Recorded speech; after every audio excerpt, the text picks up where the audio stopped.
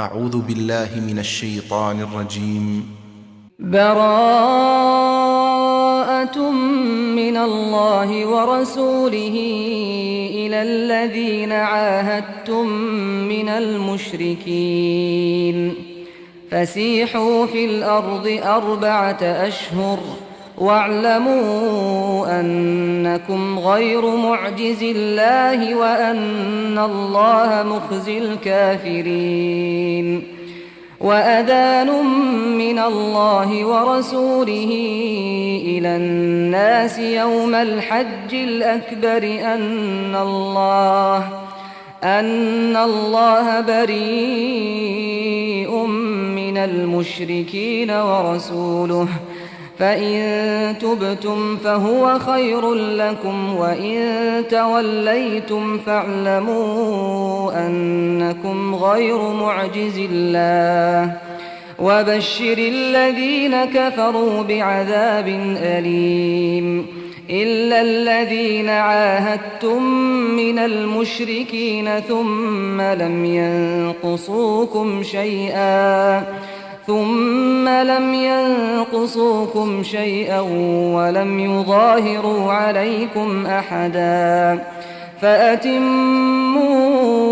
إليهم عهدهم إلى مدتهم، إن الله يحب المتقين. فإذا انسلخ الأشهر الحرم فاقتلوا المشركين حيث وجدتموهم وخذوهم واحصروهم واقعدوا لهم كل مرصد، فإن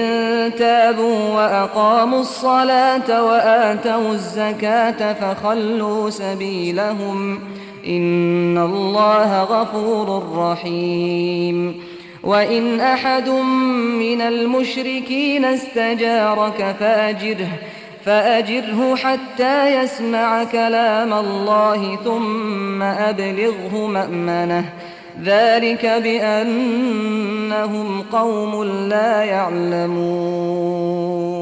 كيف يكون للمشركين عهد عند الله وعند رسوله إلا الذين عاهدتم عند المسجد الحرام، فما استقاموا لكم فاستقيموا لهم، إن الله يحب المتقين. كيف وإن يظهروا عليكم لا يرقبوا فيكم إلا ولا ذمة، يرضونكم بأفواههم وتأبى قلوبهم وأكثرهم فاسقون. اشتروا بآيات الله ثمنا قليلا فصدوا عن سبيله، إنهم ساء ما كانوا يعملون. لا يرقبون في مؤمن إلا ولا ذمة، وأولئك هم المعتدون. فإن تابوا وأقاموا الصلاة وآتوا الزكاة فإخوانكم في الدين، ونفصل الآيات لقوم يعلمون. وإن نكثوا أيمانهم من بعد عهدهم وطعنوا في دينكم فقاتلوا أئمة الكفر إنهم لا أيمان لهم لعلهم ينتهون. ألا تقاتلون قوما نكثوا أيمانهم وهموا بإخراج الرسول وهم بدؤوكم أول مرة، أتخشونهم؟ فالله أحق أن تخشوه إن كنتم مؤمنين. قاتلوهم يعذبهم الله بأيديكم ويخزهم وينصركم عليهم ويشف صدور قوم مؤمنين. ويذهب غيظ قلوبهم ويتوب الله على من يشاء والله عليم حكيم. أم حسبتم أن تتركوا ولما يعلم الله الذين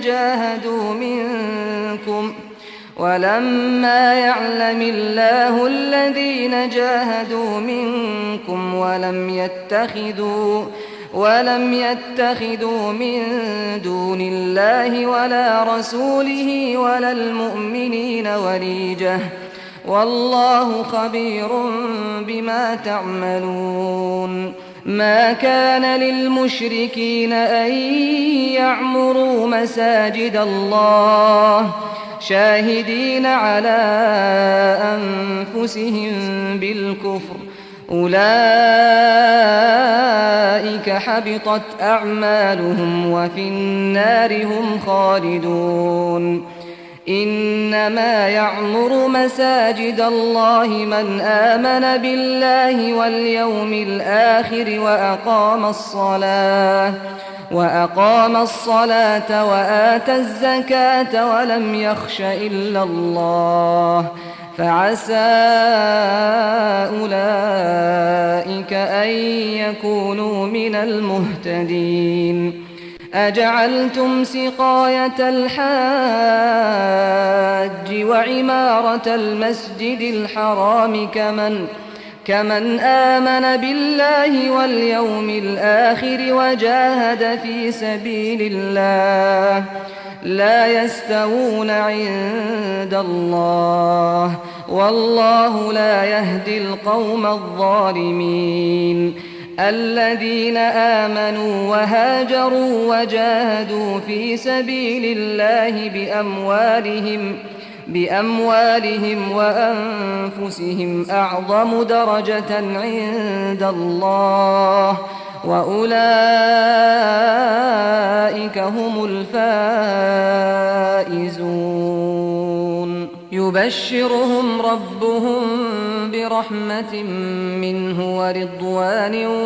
وجنات لهم فيها نعيم مقيم خالدين فيها أبدا إن الله عنده أجر عظيم. يا أيها الذين آمنوا لا تتخذوا آباءكم وإخوانكم أولياء إن استحبوا الكفر على الإيمان ومن يتولهم منكم فأولئك هم الظالمون. قل إن كان آباؤكم وأبناؤكم وإخوانكم وأزواجكم وعشيرتكم وأموال اقترفتموها وتجارة تخشون كسادها ومساكن ترضونها أحب إليكم من الله ورسوله وجهاد في سبيله فتربصوا حتى يأتي الله بأمره والله لا يهدي القوم الفاسقين. لقد نصركم الله في مواطن كثيرة ويوم حنين إذ أعجبتكم كثرتكم فلم تغن عنكم شيئا وضاقت عليكم الأرض بما رحبت ثم وليتم مدبرين. ثم أنزل الله سكينته على رسوله وعلى المؤمنين وأنزل جنودا لم تروها وعذب الذين كفروا وذلك جزاء الكافرين. ثم يتوب الله من بعد ذلك على من يشاء والله غفور رحيم. يا أيها الذين آمنوا إنما المشركون نجس فلا يقربوا المسجد الحرام بعد عامهم هذا وإن خفتم عيلة فسوف يغنيكم الله من فضله إن شاء إن الله عليم حكيم قاتلوا الذين لا يؤمنون بالله ولا باليوم الآخر ولا يحرمون ما حرم الله ورسوله ولا يدينون دين الحق من الذين أوتوا الكتاب حتى يعطوا الجزية عن يد وهم صاغرون وقالت اليهود عزير ابن الله وقالت النصارى المسيح ابن الله ذلك قولهم بأفواههم يضاهئون قول الذين كفروا من قبل قاتلهم الله أنى يؤفكون اتخذوا أحبارهم ورهبانهم أربابا من دون الله والمسيح ابن مريم وما أمروا إلا ليعبدوا إلها واحدا لا إله إلا هو سبحانه عما يشركون يريدون أن يطفئوا نور الله بأفواههم ويأبى الله إلا أن يتم نوره ولو كره الكافرون هو الذي أرسل رسوله بالهدى ودين الحق ليظهره على الدين كله ولو كره المشركون يا أيها الذين آمنوا إن كثيرا من الأحبار والرهبان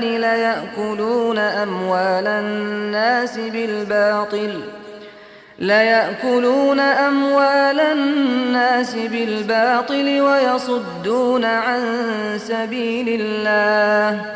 والذين يكنزون الذهب والفضة ولا ينفقونها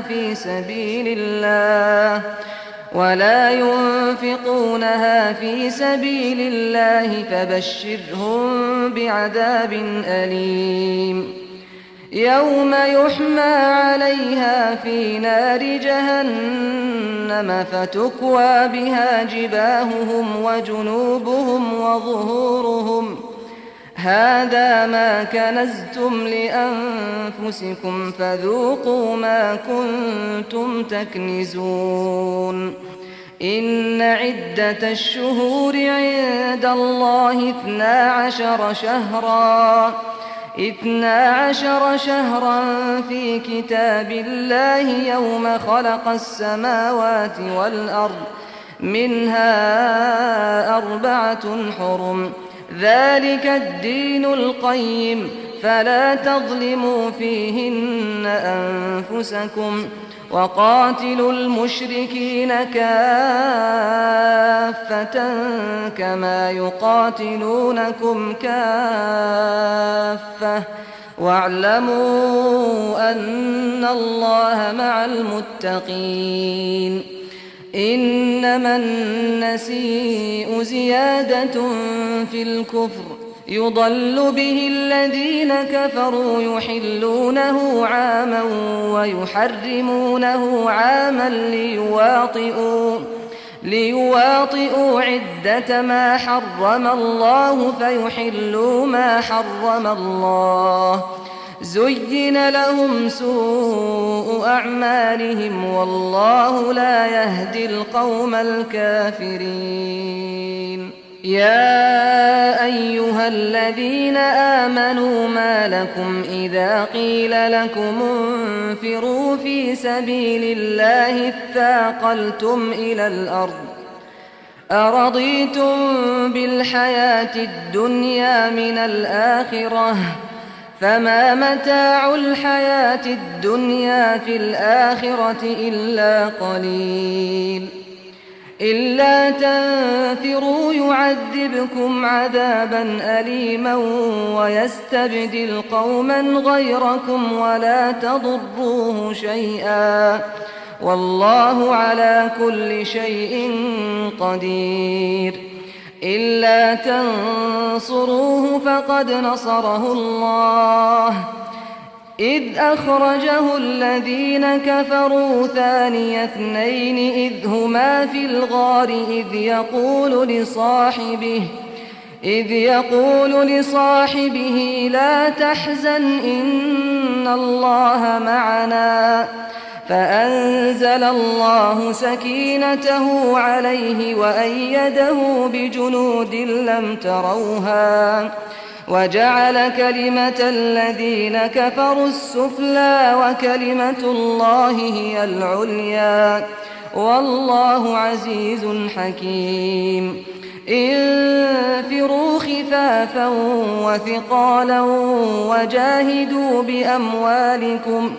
وجاهدوا بأموالكم وأنفسكم في سبيل الله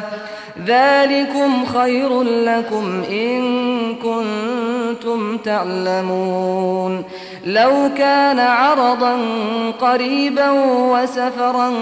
قاصدا لاتبعوك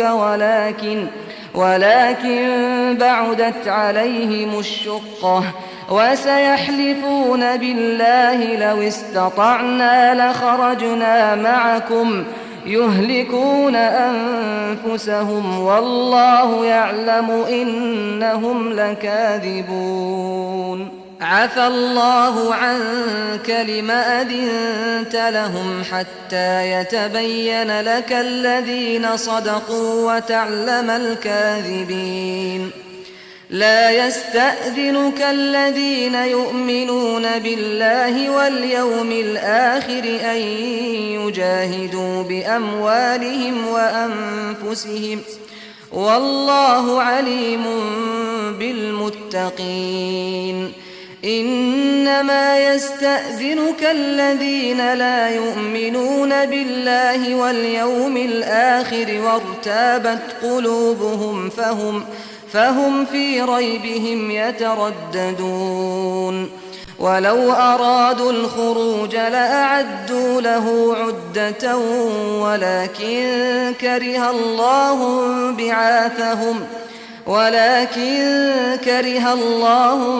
بعاثهم فثبطهم وقيل اقعدوا مع القاعدين لو خرجوا فيكم ما زادوكم إلا خبالا ولأوضعوا خلالكم يبغونكم الفتنة وفيكم سماعون لهم والله عليم بالظالمين لقد ابتغوا الفتنة من قبل وقلبوا لك الأمور حتى جاء الحق وظهر أمر الله وهم كارهون ومنهم من يقول ائذن لي ولا تفتني ألا في الفتنة سقطوا وإن جهنم لمحيطة بالكافرين إن تصبك حسنة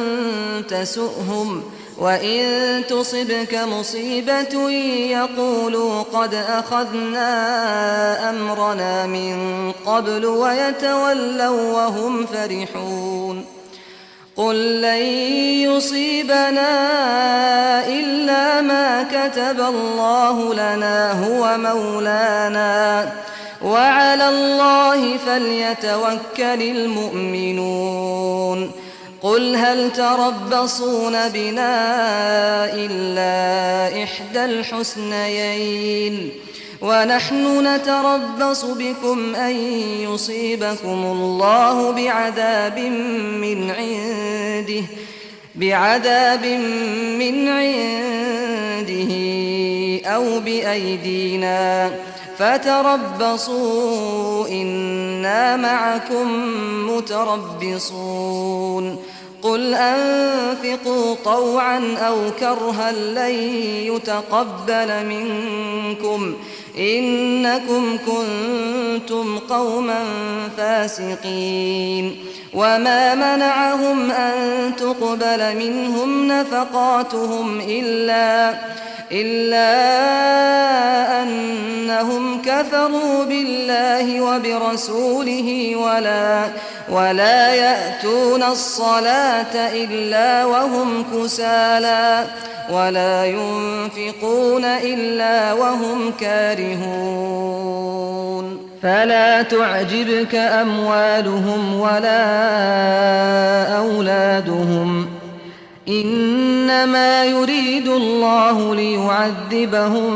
بها في الحياة الدنيا وتزهق أنفسهم وهم كافرون ويحلفون بالله إنهم لمنكم وما هم منكم ولكنهم قوم يفرقون لو يجدون ملجأ أو مغارات أو مدخلا لولوا إليه وهم يجمحون ومنهم من يلمزك في الصدقات فإن أعطوا منها رضوا وإن لم يعطوا منها إذا هم يسخطون ولو أنهم رضوا ما آتاهم الله ورسوله وقالوا حسبنا الله سيؤتينا الله من فضله ورسوله إنا إلى الله راغبون إنما الصدقات للفقراء والمساكين والعاملين عليها والمؤلفة قلوبهم وفي الرقاب والغارمين وفي سبيل الله وابن السبيل فريضة من الله والله عليم حكيم ومنهم الذين يؤذون النبي ويقولون هو أذن قل أذن خير لكم يؤمن بالله ويؤمن للمؤمنين ورحمة للذين آمنوا منكم والذين يؤذون رسول الله لهم عذاب أليم يحلفون بالله لكم ليرضوكم والله ورسوله أحق أن يرضوه إن كانوا مؤمنين ألم يعلموا أنه من يحادد الله ورسوله فأن له نار جهنم خالدا فيها ذلك الخزي العظيم يحذر المنافقون أن تنزل عليهم سورة تنبئهم بما في قلوبهم قل استهزئوا إن الله مخرج ما تحذرون ولئن سألتهم ليقولن إنما كنا نخوض ونلعب قل أبالله وآياته ورسوله كنتم تستهزئون لا تعتذروا قد كفرتم بعد إيمانكم إن نعف عن طائفة منكم نعذب نعذب طائفة بأنهم كانوا مجرمين. المنافقون والمنافقات بعضهم من بعض يأمرون بالمنكر وينهون عن المعروف ويقبضون أيديهم نسوا الله فنسيهم إن المنافقين هم الفاسقون. وعد الله المنافقين والمنافقات والكفار نار جهنم خالدين فيها هي حسبهم ولعنهم الله ولهم عذاب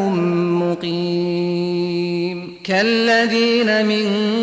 قبلكم كانوا أشد منكم قوة وأكثر أموالا وأولادا فاستمتعوا بخلاقهم فاستمتعتم بخلاقكم كما استمتع الذين من قبلكم بخلاقهم وخضتم كالذي خاضوا أولئك حبطت أعمالهم في الدنيا والآخرة وأولئك هم الخاسرون.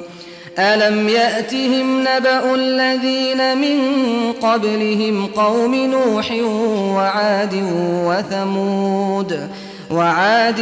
وثمود وقوم إبراهيم وأصحاب مدين والمؤتفكات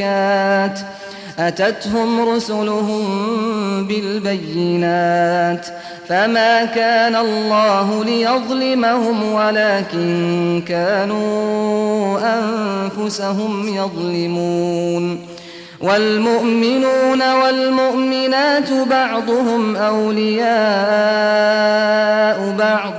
يأمرون بالمعروف وينهون عن المنكر ويقيمون الصلاة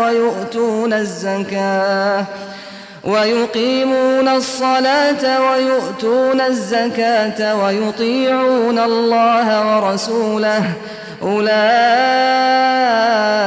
سيرحمهم الله إن الله عزيز حكيم. وعد الله المؤمنين والمؤمنات جنات تجري من تحتها الأنهار خالدين فيها ومساكن طيبة في جنات عدن ورضوان من الله أكبر ذلك هو الفوز العظيم. يا أيها النبي جاهد الكفار والمنافقين واغلظ عليهم ومأواهم جهنم وبئس المصير. يحلفون بالله ما قالوا ولقد قالوا كلمة الكفر وكفروا بعد إسلامهم وهموا بما لم ينالوا وما نقموا إلا أن أغناهم الله ورسوله من فضله فإن يتوبوا يك خيرا لهم وإن يتولوا يعذبهم الله عذابا أليما في الدنيا والآخرة وما لهم في الأرض من ولي ولا نصير. ومنهم من عاهد الله لئن آتانا من فضله لنصدقن ولنكونن من الصالحين فلما آتاهم من فضله بخلوا به وتولوا وهم معرضون فأعقبهم نفاقا في قلوبهم إلى يوم يلقونه بما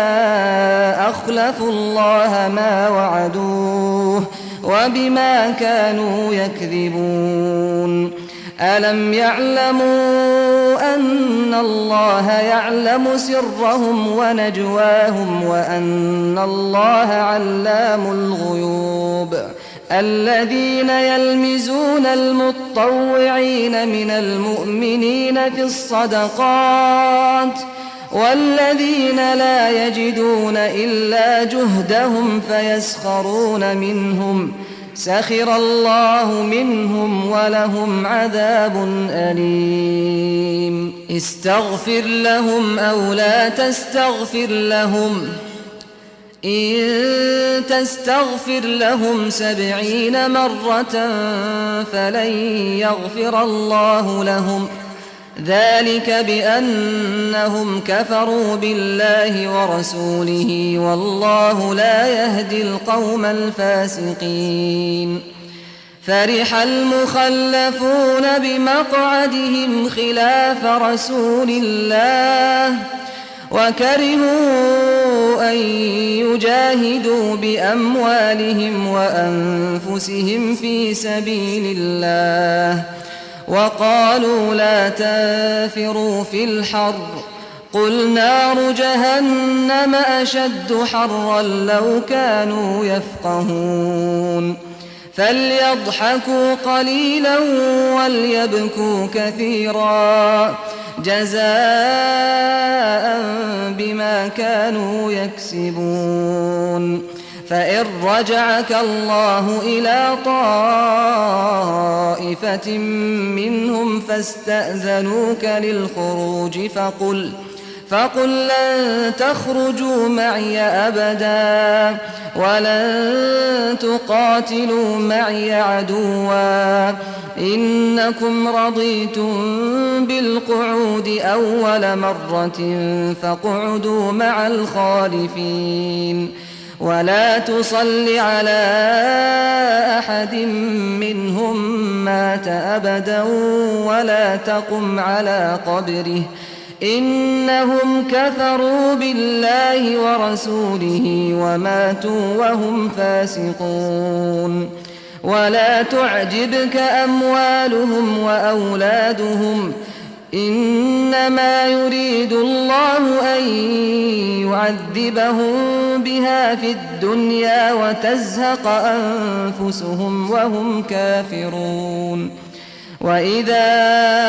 أنزلت سورة أن آمنوا بالله وجاهدوا مع رسوله استأذنك أولو الطول منهم وقالوا ذرنا نكن مع القاعدين رضوا بأن يكونوا مع الخوالف وطبع على قلوبهم فهم لا يفقهون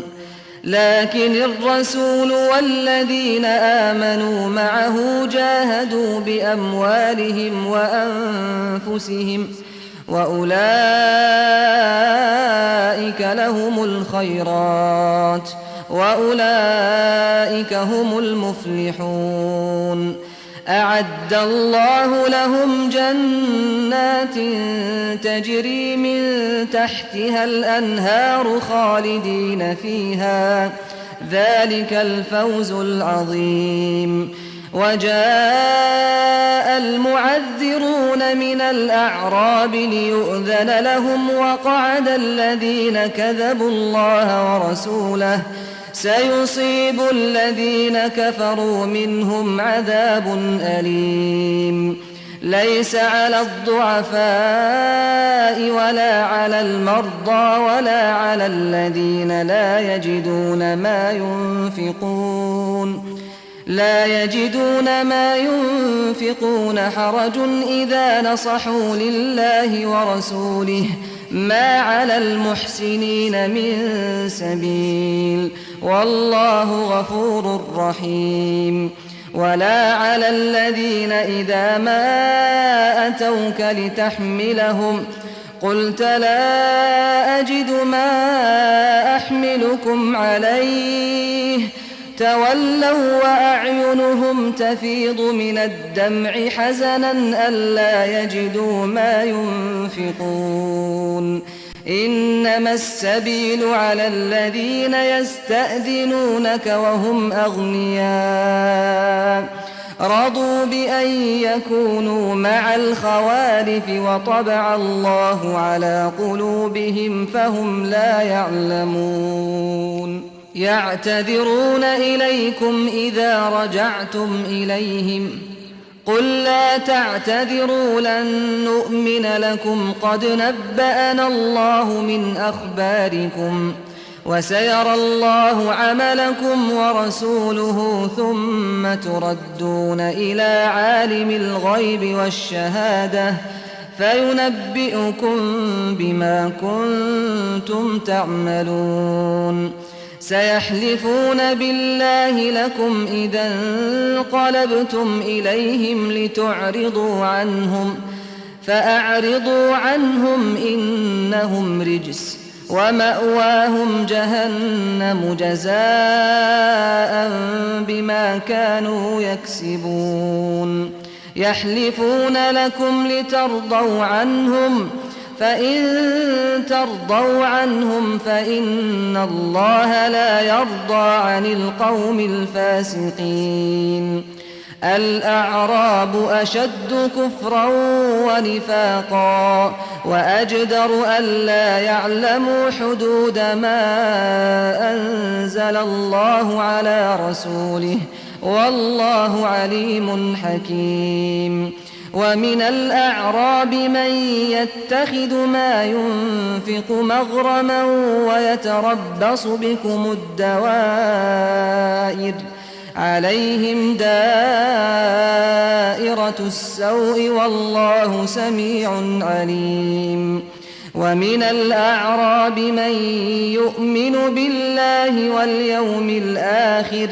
ويتخذ ما ينفق قربات عند الله وصلوات الرسول ألا إنها قربة لهم سيدخلهم الله في رحمته إن الله غفور رحيم والسابقون الأولون من المهاجرين والأنصار والذين اتبعوهم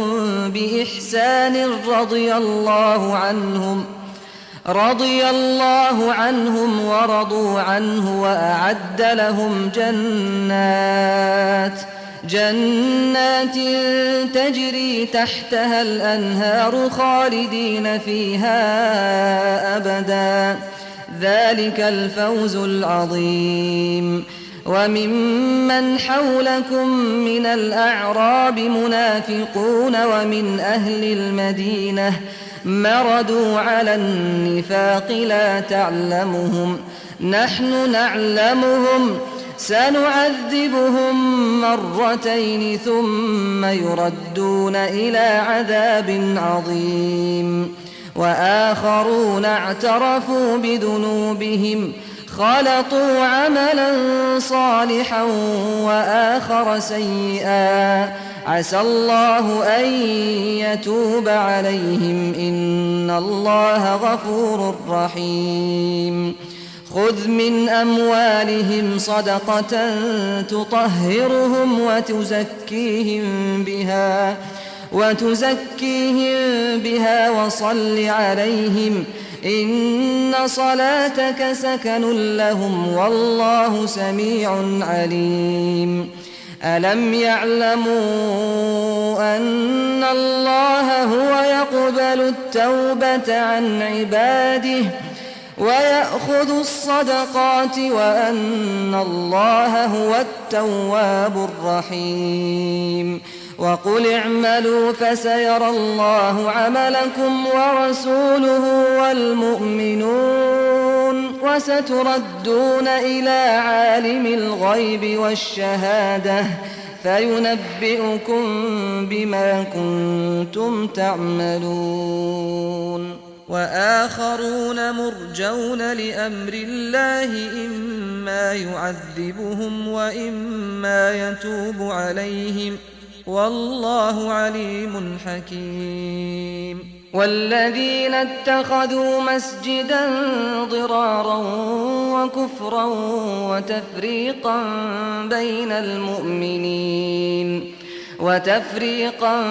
بين المؤمنين وإرصادا لمن حارب الله ورسوله من قبل وليحلفن إن أردنا إلا الحسنى والله يشهد إنهم لكاذبون لا تقم فيه أبدا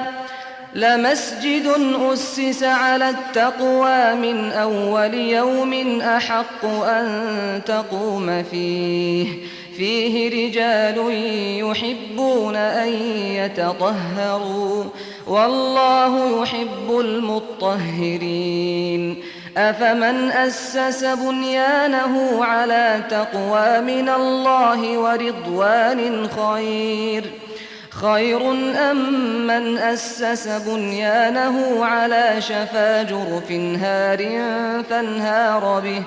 فانهار به في نار جهنم والله لا يهدي القوم الظالمين لا يزال بنيانهم الذي بنوا ريبة في قلوبهم إلا أن تقطع قلوبهم والله عليم حكيم إن الله اشترى من المؤمنين أنفسهم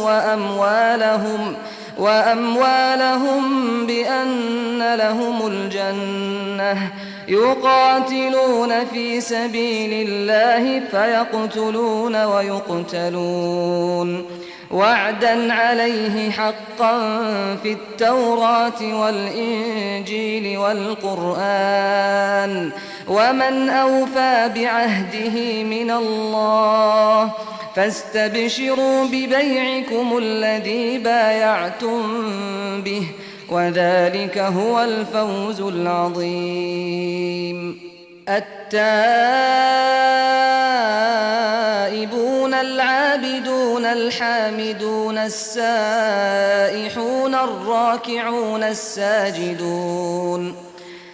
الراكعون الساجدون الآمرون بالمعروف والناهون عن المنكر والحافظون لحدود الله وبشر المؤمنين ما كان للنبي والذين آمنوا أن يستغفروا للمشركين ولو كانوا أولي قربى من بعد ما تبين لهم أنهم أصحاب الجحيم وما كان استغفار إبراهيم لأبيه إلا عن موعدة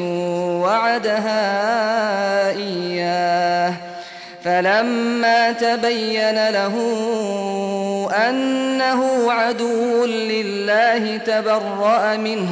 إن إبراهيم لأواه حليم وما كان الله ليضل قوما بعد إذ هداهم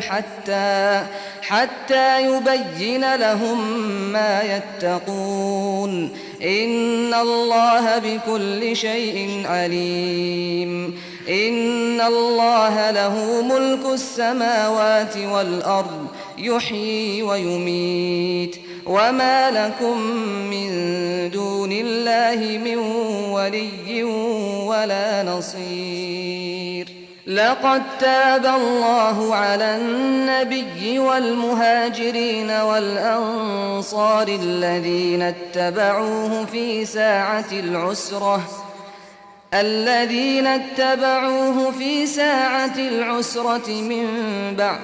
من بعد ما كاد يزيغ قلوب فريق منهم ثم تاب عليهم إنه بهم رءوف رحيم وعلى الثلاثة الذين خلفوا حتى إذا ضاقت عليهم الأرض بما ضاقت عليهم الأرض بما رحبت وضاقت عليهم أنفسهم وظنوا أن لا ملجأ من الله إلا إليه ثم تاب عليهم ليتوبوا إن الله هو التواب الرحيم يا أيها الذين آمنوا اتقوا الله وكونوا مع الصادقين ما كان لأهل المدينة ومن حولهم من الأعراب أن يتخلفوا عن رسول الله ولا يرغبوا بأنفسهم عن نفسه ذلك بأنهم لا يصيبهم ظمأ ولا نصب ولا مخمصة في سبيل الله ولا يطؤون موطئا يغيظ الكفار ولا ينالون من عدو نيلا إلا كتب لهم به عمل صالح إن الله لا يضيع أجر المحسنين ولا ينفقون نفقة صغيرة ولا كبيرة ولا يقطعون واديا إلا كتب لهم ليجزيهم الله أحسن ما كانوا يعملون وما كان المؤمنون لينفروا كافة فلولا نفر من كل فرقة منهم طائفة ليتفقهوا في الدين ولينذروا قومهم إذا رجعوا